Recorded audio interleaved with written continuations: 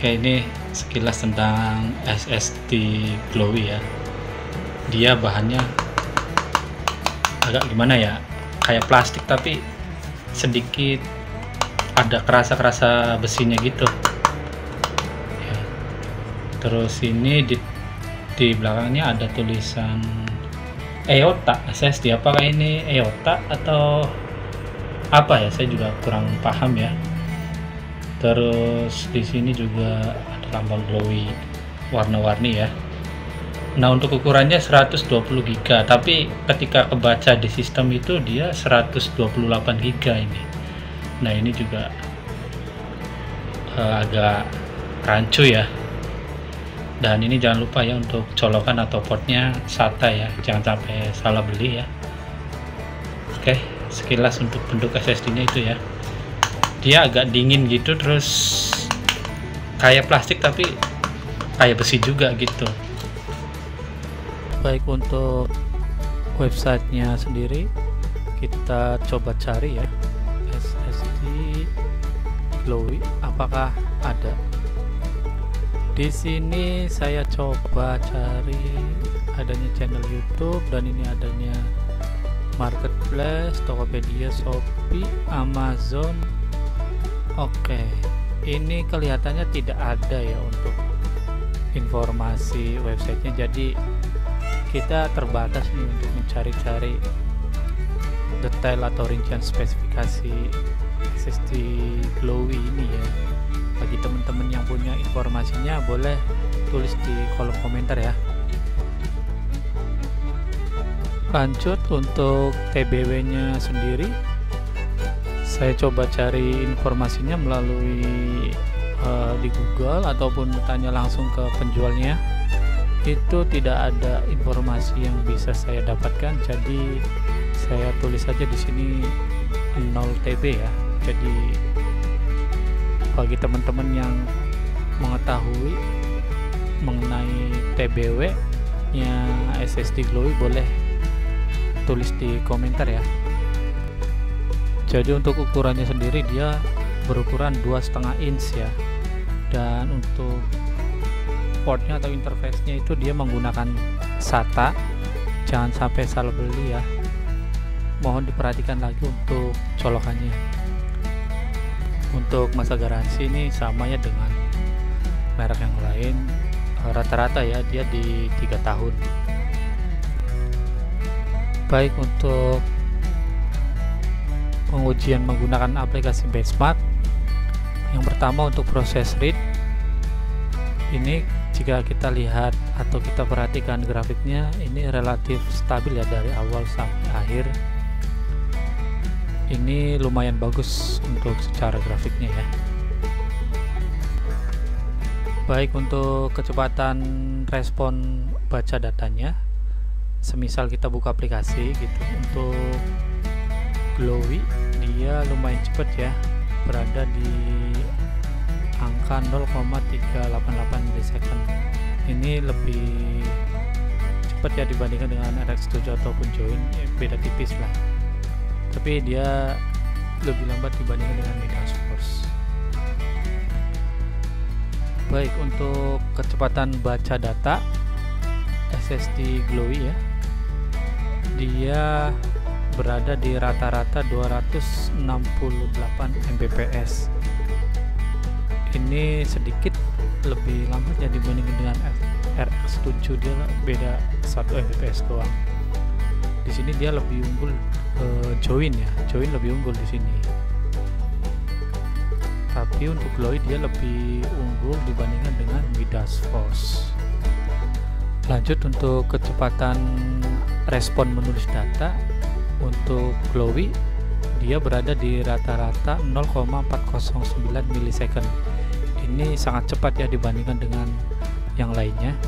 Jadi dia untuk respon itu sangat cepat ya. Jadi misal kayak dari SSD dia aja sampai dia menerima perintah untuk misalkan copy data, nah itu respon time ya, atau write responnya gitu, bukan kecepatan ngirim datanya, bukan, tapi kecepatan responnya gitu. Kalau ngirim datanya dia satuannya kan Mbps. Nah ini kan dia kecepatan respon itu millisecond gitu. Lanjut untuk kecepatan menulis datanya, contoh untuk copy data lah misalnya. Untuk Glowy dia sangat cepat ya untuk menulis datanya, berada di rata-rata 109 Mbps. Ini unggul ya dibandingkan dengan merek yang lain. Lanjut untuk penurunan performa menulis data atau copy data ya contohnya. Jadi untuk SSD Glowy dia lumayan cukup tinggi ya, dia baru turun performanya ketika sudah terisi 40 GB, sedangkan yang lain ada di 30, 25 dan 20. Jadi di sini SSD Glowy ini lumayan bagus ya untuk penurunan performanya. Baik, kita lanjut dengan pengujian ke laptop langsung. Untuk proses yang pertama yaitu proses booting. Glowy membutuhkan waktu selama 20 detik ya. Ini cukup cepat dibandingkan dengan SSD yang lain.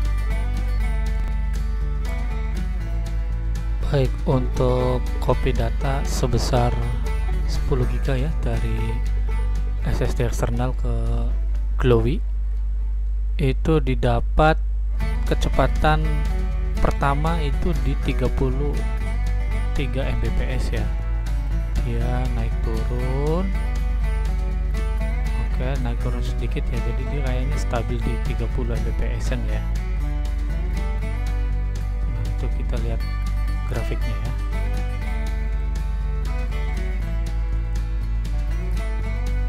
Dari awal sampai akhir dia stabil di 30 Mbps.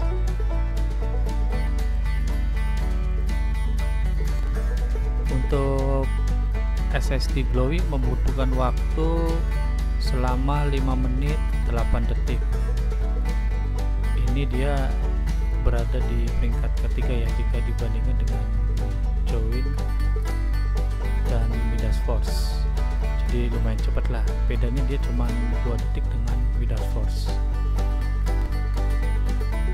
Oke, untuk copy data secara internal ya antar partisi, dari partisi D ke partisi C, file yang di copy sebesar 10 GB itu dia kecepatan di awal mencapai 250-an ya, terus langsung turun ya, dia ke 180, 120 gitu ya, 100 naik lagi 180. Oke, sampai selesai dia drop ke 16, 30 dan stabil di 30-an lah ya, 30-40 Mbps ya. Jadi naik turun ya.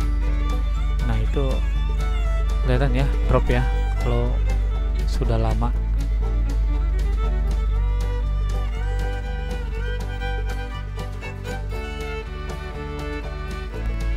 Untuk Glowy SSD membutuhkan waktu selama 2 menit 54 detik. Ini beda jauh ya dengan SSD yang lainnya. Lanjut kita melakukan pengetesan mematikan laptop atau yang disebut istilahnya itu shutdown. Untuk SSD Glowy membutuhkan waktu selama 13 detik. Ini lebih lama ya jika dibandingkan dengan SSD yang lain. Misalkan dengan Join dia cuma beda 3 detik. Jadi kesimpulannya untuk hasil pengetesan Glowy kapasitas 128 GB ini, untuk kelebihannya dia ada di bootingnya ya. Pada saat kita menyalakan laptop itu dia sangat cepat ya jika dibandingkan dengan yang lain. Kemudian untuk bahannya dia tidak terasa plastik banget ya, jadi ada kayak besi-besinya gitu, bahan besinya gitu, agak dingin gitu dia ketika dipegang gitu. Untuk kekurangannya menurut saya dalam segi informasinya ya, misalnya kita kayak di websitenya itu dia tidak ada mengenai informasi mengenai SSD Glow ini. Kemudian suhu, pembacaan suhunya ketika melakukan pengujian itu dia suhunya tidak ada perubahannya dari awal sampai akhir. Itu bisa jadi sebenarnya tidak ada, istilahnya tidak ada sensor suhu gitu, jadi kebaca sama sistemnya dia suhunya stuck atau diam saja, tidak ada perubahan. SSD Glow ini menurut saya sangat cocok ya untuk kebutuhan hanya sekedar untuk ngetik-ngetik, lihat YouTube, browsing atau nonton film drama Korea, ya masih oke lah, masih masuk. Jadi setelah kita menyaksikan video reviewnya, hasil pengetesan dari awal sampai akhir, silakan teman-teman bisa menimbang sendiri ya, apakah Glowy SSD ini layak untuk dibeli atau tidak. Dan seperti biasa, tidak ada produk yang sempurna. Jangan lupa backup data. Sampai jumpa di video selanjutnya.